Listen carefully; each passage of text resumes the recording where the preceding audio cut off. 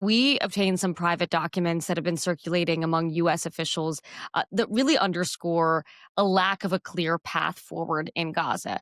We obtained 67 slides broken down into 6 segments that were presented during a 2-day symposium for U.S. Central Command and members of this newly created Civilian Military Coordination Center, the CMCC, which was established in southern Israel as part of the peace agreement between Israel and Hamas. So Now, these are essentially the important people who have gone into the Middle East to try and keep this peace, to actually make the peace plan a reality, right? Getting together for a meeting to discuss what's the plan, how's it going, where do we go from here? exactly. So there are a bunch of different partners coming in. There's state, there's DoD, there are outside groups like the Blair Group and the Rand Group, various NGOs that are all gathered here. About a 400-person gathering for this symposium. Basically, what they call like an in brief. Like let's set the table. Here's where we're at.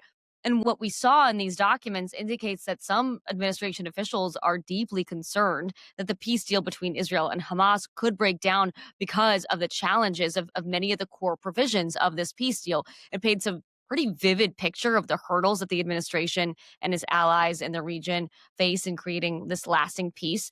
And it's in pretty stark contrast to the mostly rosy rhetoric that we're hearing from top administration officials. One of the major challenges, Jack, that's laid out here is whether this so-called international stabilization force, like the security boots on the ground that are actually going to try to keep the peace, whether that can really be deployed. In fact, one slide actually shows an arrow with a question mark on it, linking the first and the second phases of the peace plan, basically saying, how do we get from phase 1 to phase 2?